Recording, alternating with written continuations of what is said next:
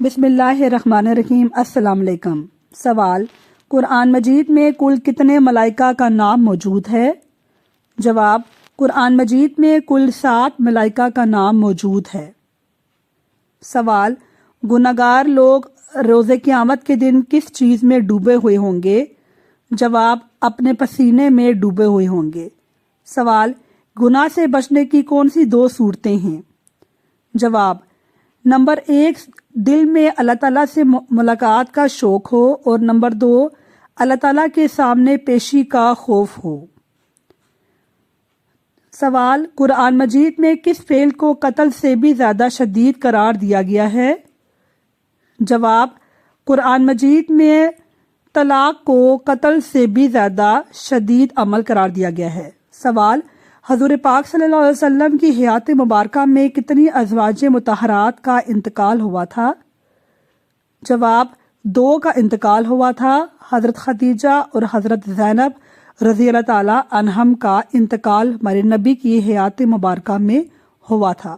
سوال: کیا آپ جانتے ہیں کہ علم کی زکوٰۃ کیا ہوتی ہے؟ جواب: علم پر عمل کرنا علم کی زکوٰۃ ہوتی ہے۔ سوال: دوزخ کے آتشی درخت کا کیا نام ہے؟ جواب: دوزخ میں ایک آتشی درخت ہے، اور اس درخت کا نام اللہ تعالیٰ نے قرآن مجید میں شجرہ زقوم فرمایا ہے۔ سوال: کیا نیل پالش لگائی ہو تو وضو اور نماز ہو جاتی ہے؟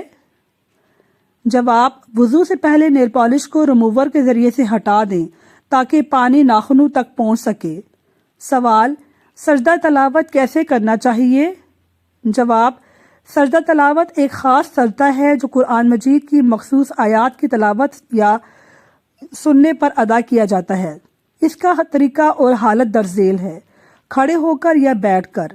افضل طریقہ سجدہ تلاوت کو کھڑے ہو کر کرنا افضل ہے، کیونکہ نماز کے سجدے کی طرح اسے بھی کھڑے ہو کر ادا کرنا بہتر سمجھا جاتا ہے۔ بیٹھ کر بھی جائز ہے۔ اگر کسی وجہ سے کھڑے ہو کر سجدہ کرنا مشکل ہو، مثلا بیماری، تھکاوٹ یا کسی اور عذر کی وجہ سے، تو بیٹھ کر سجدہ تلاوت کرنا بھی جائز ہے، اس میں کوئی گناہ نہیں۔ طریقہ: نیت کریں، دل میں سجدہ تلاوت کی نیت کریں، بغیر ہاتھ اٹھائے اللہ اکبر کہیں اور سجدے میں جائیں۔ سجدے میں سبحان ربی الاعلیٰ یا کوئی اور بھی مسنون دعا پڑھیں۔ سجدے سے اٹھتے وقت بھی اللہ اکبر کہیں۔ یہ ایک مختصر اور آسان عبادت ہے جس کا مقصد قرآن کی تعظیم اور اللہ کی بندگی کا اظہار کرنا ہے۔ ماشاءاللہ۔ ناظرین، ہمارا اگلا سوال: اللہ تعالیٰ نے کیا منگل کے دن ہر بری چیز کو پیدا کیا ہے؟ جواب: اللہ تعالیٰ نے منگل کے دن ہر بری چیز کو پیدا کیا ہے، یہ خیال کسی مستند اسلامی تعلیمات یا قرآن و سنت سے ثابت نہیں ہے۔ سوال: کیا کھانے سے پہلے ہاتھ دھونا سنت ہے؟ جواب: کھانا کھانے سے پہلے ہاتھ دھونا سنت ہے۔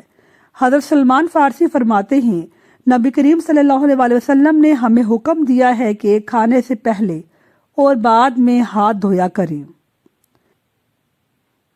کیا آستین یا دامن سے منہ پونچھنا یا ہاتھ خشک کرنے سے گھر میں بے برکتی ہوتی ہے؟ جواب: اسلام کے مطابق اس کا کوئی ثبوت نہیں ہے۔ سوال: کیا مدینے کی مٹی شفا کے لیے استعمال کر سکتے ہیں؟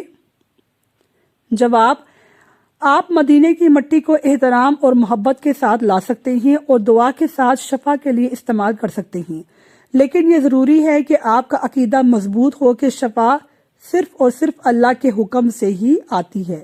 سوال: جنازے کے آس پاس بلند آواز سے کلمہ شہادت پڑھنا کیسا ہے؟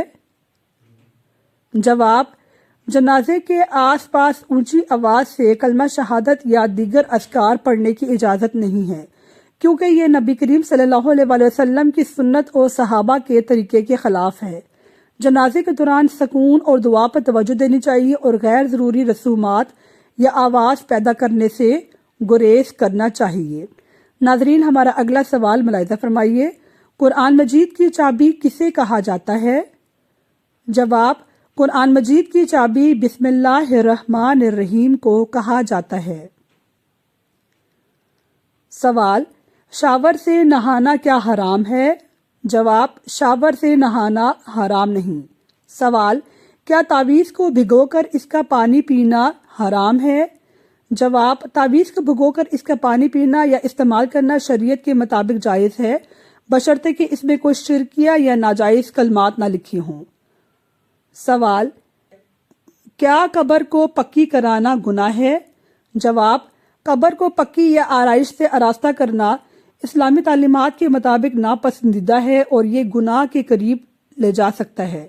سوال، کیا واش روم میں کپڑے لٹکانے سے گناہ ہوتا ہے؟ جواب، اگرچہ واش روم میں کپڑے لٹکانا اس طور پر حرام یا منع نہیں ہے، مگر ناپاکی سے بچنے کی غرض ایسا کرنے سے احتیاط کرنی چاہیے۔ سوال، جو خواتین دوپٹے کے بغیر وضو کرتی ہیں کیا ان کو گناہ ہوتا ہے؟ جواب، اسلامی احکام کے مطابق خواتین کے لیے وضو کرتے وقت دوپٹہ اوڑھنا فرض نہیں ہے۔